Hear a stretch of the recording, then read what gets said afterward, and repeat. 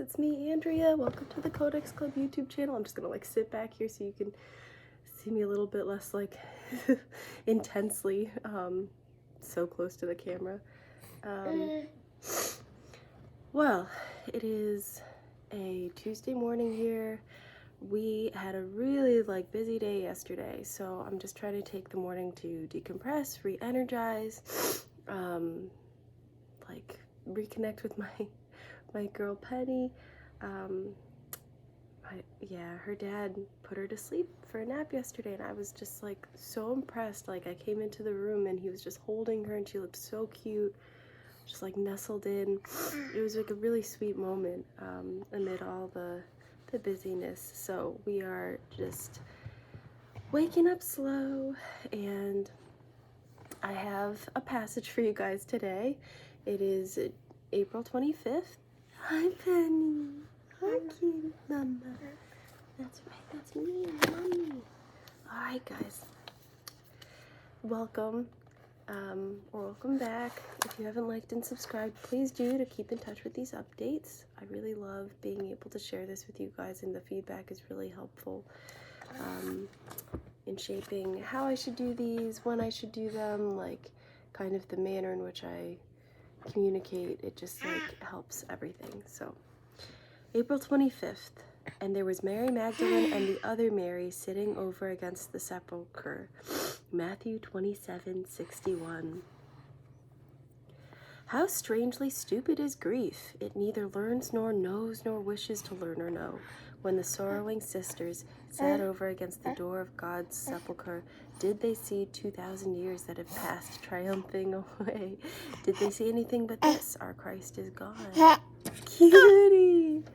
Oh, honey. Yeah. Your Christ and my Christ came from their loss. Myriad mourning hearts have had resurrection. Oh, what are you doing tapping on the screen? Cute. Okay. Myriad mourning hearts have had resurrection in the midst of their grief, and yet the sorrowing watchers looked at the seed form of this result and saw nothing.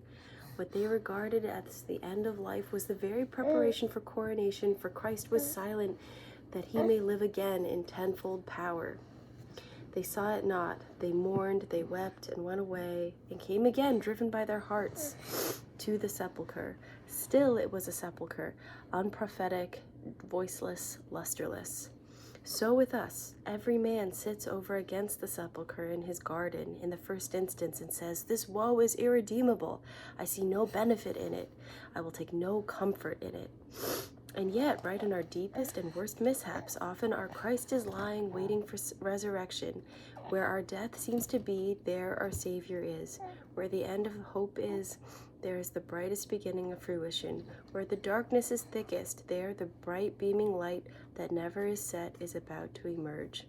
When the whole experience is consummated, then we find that a garden is not disfigured by a sepulchre. Our joys are made better if there be sorrow in the midst of them, and our sorrows are made bright by the joys that God has planted around them. The flowers may not be pleasing to us, they might not be such as we are fond of plucking, but they are heart flowers: love, hope, faith, joy, and peace.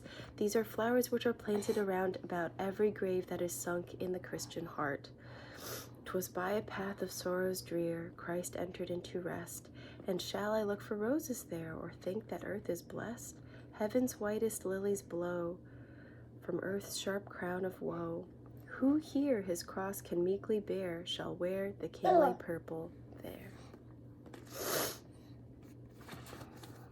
Being overwhelmed by grief is so real. They say that depressed people are often like the most selfish, without meaning to be, because all they can think of is themselves and their own hurt. Personally, I've been bogged down by times like that, where I found that I needed to take care of myself and prioritize what I was going through. I had no room in my life to care for others. And that's a dangerous, like, sad place to be in, because, you know, there were things that in my life when I was going through trials that I look back on and I say, oh, you know, my sister was going through this, my brother was going through that. You know, like, I couldn't see past myself, though.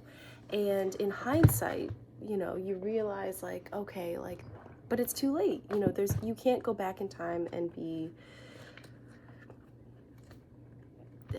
I don't know, to have a bigger well that doesn't run dry. You know, you need to prioritize, and like, I get that, but if we trust in the Lord, call on him for that extra strength. You know, the other day I was just praying for strength here with you guys, and talking about, like, when you feel like you have no more to give, you know, there is this reservoir that never runs dry, and I need that, and I hope that you guys know that, you know, there is always more that you can give. God never gives you more than you can handle, because you're here. Like, you made it already, simply by existing, and you're so loved, you are safe, there's freedom in that, there is confidence that you can get out of that. So thank you so much for listening to me. I hope that it helps you.